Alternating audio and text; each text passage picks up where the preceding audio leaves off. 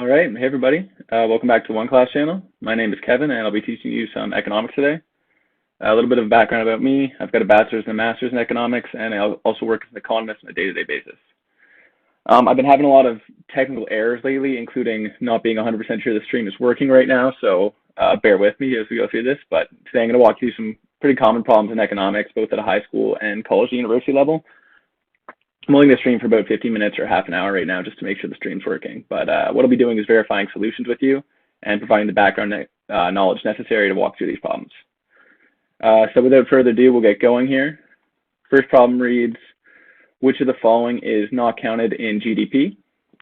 And the possible answers are A, the services provided by a maid. B, an increase in inventories held by firms. C, the change in Social Security payments received by individuals.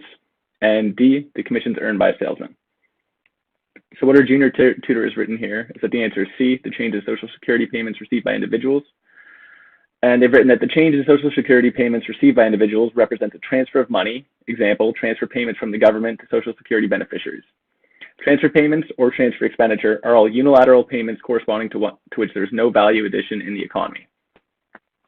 Transfer payments are a redistribution of income without any good or service being exchanged in return. Such kind of payments are made in the form of benefits, subsidies on prices, other services given by the government, and payments in cash. Transfer payments are not included in the estimation of national income because they are not earned as rewards for rendering factor services. For example, they represent unearned income.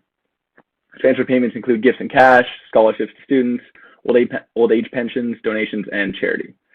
And while that is 100% right, I'm going to walk you through exactly what is included in GDP. Just so we have a more clear idea of how to properly answer this question. So as far as what is included, there's three main factors we need to consider. Bear with my writing here, I don't have a tablet yet, so I will call this included.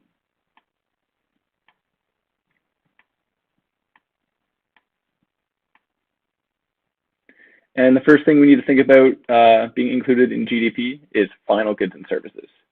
So these are things you would purchase at the store, for example, say a new car, or in this case, the example I'm going to go with is like a smartphone, where it's made up of all these other different products combined into the final product, which is your actual iPhone, BlackBerry, whatever. Second, that's included in GDP is going to be intermediate goods and services. This, for example, going along with the smartphone would be like the actual processor that's produced in your iPhone, but not the iPhone itself. So obviously, an iPhone is made up of all these little parts, say like the charging part, the charging port, the home button, the processor. These are the intermediate inputs that together make up the final product, which is the iPhone. It's important to note that intermediate goods that have not yet been used in final goods and services would be included here. Lastly, would be raw materials. This, for example, would be like, say, like the iron ore or the zinc used to create the intermediate inputs. So this is raw materials that have been produced but not used in final goods and services. We also need to include what is not included in GDP.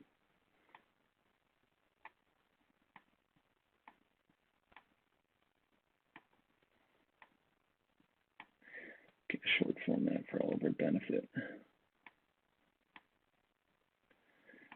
So the first thing is going to be intermediate goods again, but there's a very important distinction.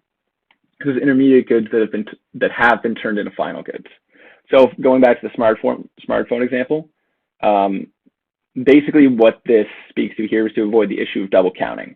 So when you're buying an iPhone, we don't want to count the iPhone and then also count the processing chip inside of it. We want to include them separately. Secondly, we've got used goods. So these used goods are counted when they're first produced. So say you went and bought like a 2020 Corolla, and we're comparing that to, like, for example, finding somebody on Facebook Marketplace and buying their used 2010 Corolla off that. That doesn't count to GDP, but buying the new Corolla would. Third is going to be transfer payments, as we talked here. Our junior tutor gave a really great description of why transfer payments aren't included.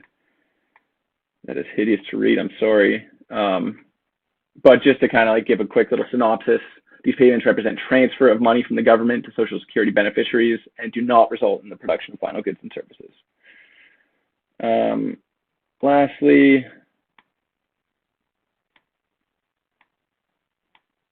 actually not lastly, second to last, we've got illegal goods. This is things you can get on the black market, drugs, etc. These aren't counted mainly because there's no good way to bookkeep them.